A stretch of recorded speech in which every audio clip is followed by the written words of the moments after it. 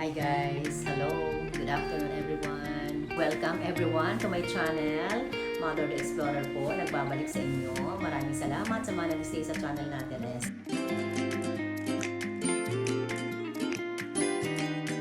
Kailangan natin ilipat yung isang celery dito sa isang malaking paso. Itong celery galing Baguio, dala-dala ni Mr. Madalas po kasi ang biyahe niya doon. Siya nga pala mga mothers. Sa mga nag-outing, ayan, sa may mga travel, pa-airport, hatid, sundo, outing po, kung saan, Baguio, biyahe kung saan-saan. Meron po kaming van for rent. PM niya lang po si Mother for details. Ito mga mothers, tinanggal ko na sa supot. Naglagay ako ng loom soil. Ang ingay ng mga pabo, ha? Bakit may alaga kami mga pabo, mga mothers. Dalawa yun, araw-araw nangingitlog. Welcome back mga mothers. Hello. Ayan, tapos na tayo maging plantita. Ayun yung ating nagawa, mga mothers. A few moments later. Bana tayo mga mothers. At tanghali na yung alagang pabo natin. Ayun, yung papabo ni Mister. Ayan po yung dalawang alagang pabo namin. Hi guys! Hello! Good afternoon everyone! Today is January 16. Ayan, hapon na, mag-aalas 5 na. Tama-tama, magtatanim tayo sa taas. Medyo di na mainit. Okay, so yung continuation ng vlog natin kahapon, nagtanim tayo kahapon ng celery at saka ng sili na galing sa Baguio, yung kulay violet. But before we continue, shout out sa inyo lahat. Magandang hapon. Namiss ko ang pag-vlog. So, nagbabalik ulit si Mother sa kanyang mga dating gawain. Si last 2023, marami tayong pinagdaanan, marami tayong pagsubok na pinagdaanan. Kaya sabi ka nila, life must go on. Yung content natin ngayon ay tungkol pa rin sa pagtatanim.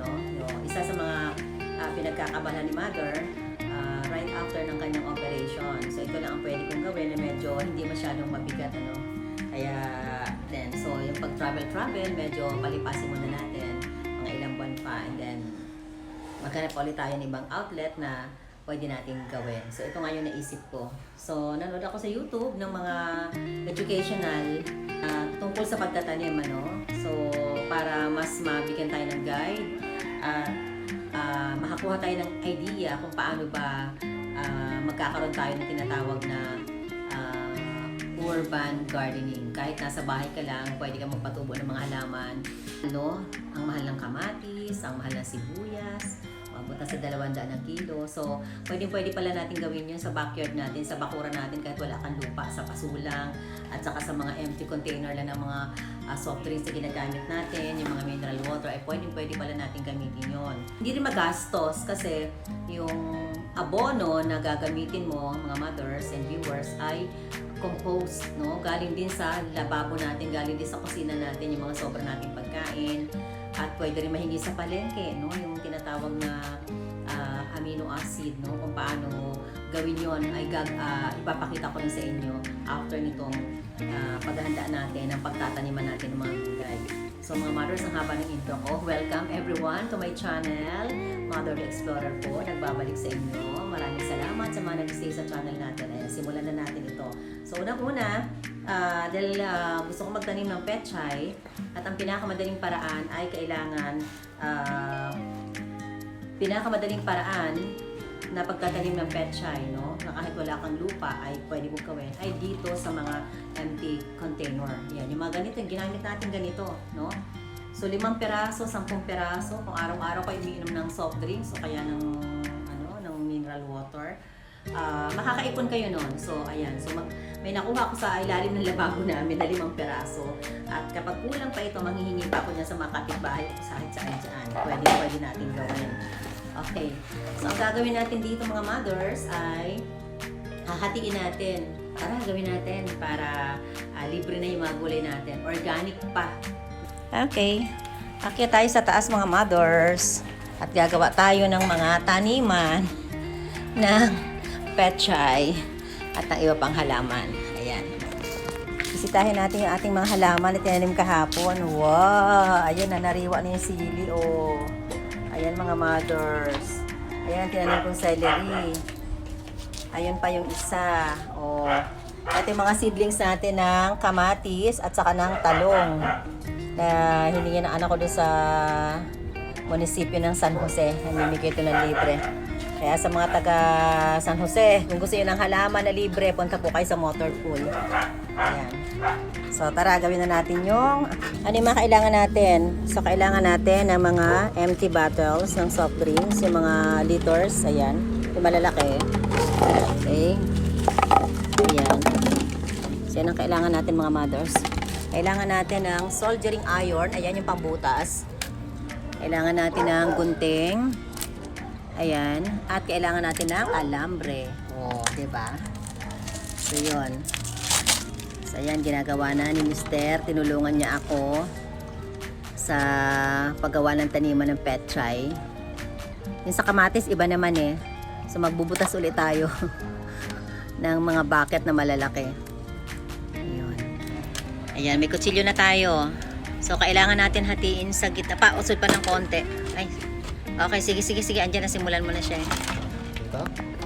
Okay. Kita, di ba? Oo. Yan. Yan. Okay, so kailangan nasa kalahati, yung kalahati ng bote. Yan. Para, tas gugupitin natin, ano? Yan. So, kailangan natin ng gunting para gupitin at putulin. Diretso po. Oo, diretso lang. Yan. Diretso lang.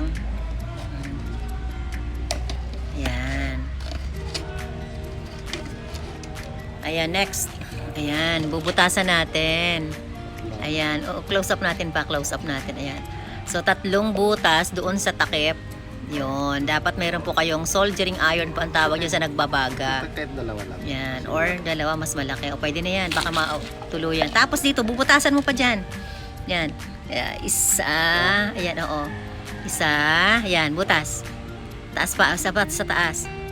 Yan, magkapantay yun. Para ang purpose niyan ay para maka-flow yung air doon sa soil. Para yung tubo ng halaman, yung ugat niya ano siya. Yan. Yan, mga mothers, nakikita nyo po ba yan? Ganyan po ang gawin ninyo, napakadali lang. Yun nga lang, kailangan kompleto po kayo ng gamit. Ayan. Okay.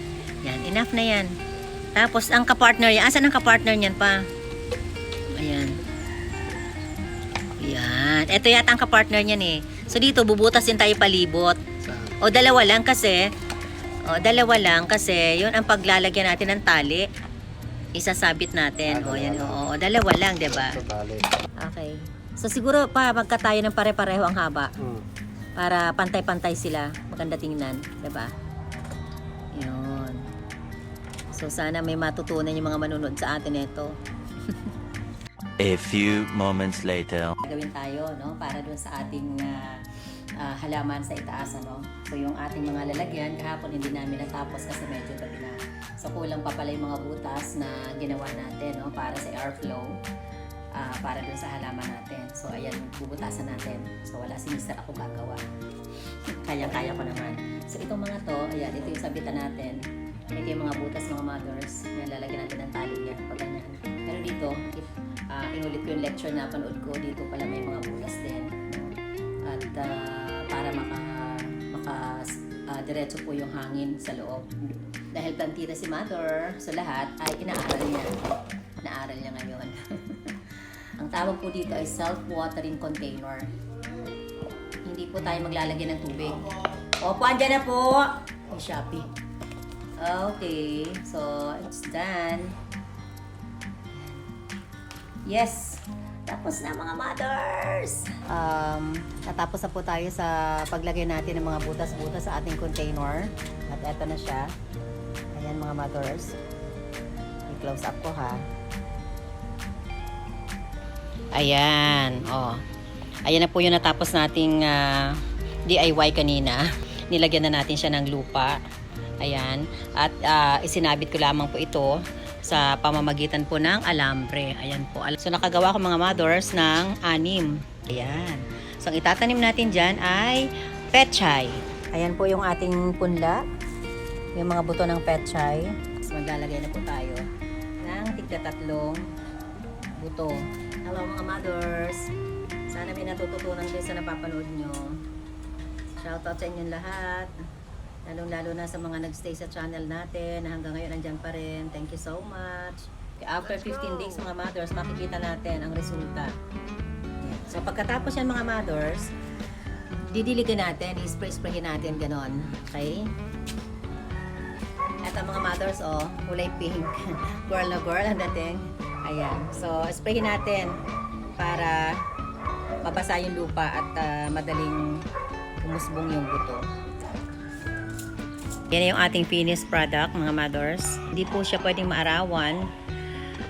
Kailangan po natin siyang lagyan ng payong. Kaya naglagay na tayo ng payong. Ayan mga mothers, oh. Okay. And, so, magtatakip silim na. Nandito po ako sa itaas at nagluluto po kami sa kahoy. Dahil ang dami po namin kahoy. Good evening mga mothers. Ayan po, nakikita niyo po ba yung ating halaman? Yung aking tinanim na siling bagyo. Ayan na po siya, sariwang-sariwa na siya at halos mahihinog na lahat ng kanyang mga bunga. So mga mothers, sa pamamagitan po nito ay tatapusin na po natin yung ating first video ngayong 2024. At sana po ay may napulot po kayong aral at mga ideya kung paano po maghalaman sa ating bakuran.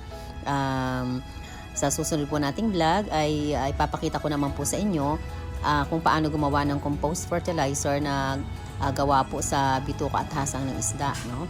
Okay, so yun po ang gagamitin natin, organic, para wala pong chemical yung ating mga halaman. Okay po, at safe po tayo. So mga mothers and viewers, paalam na po sa inyo at see you again in my next video. Don't forget to like and subscribe mga mothers, and please hit the bell button below para notified po kayo sa ating mga bagong video. Okay, happy 2024!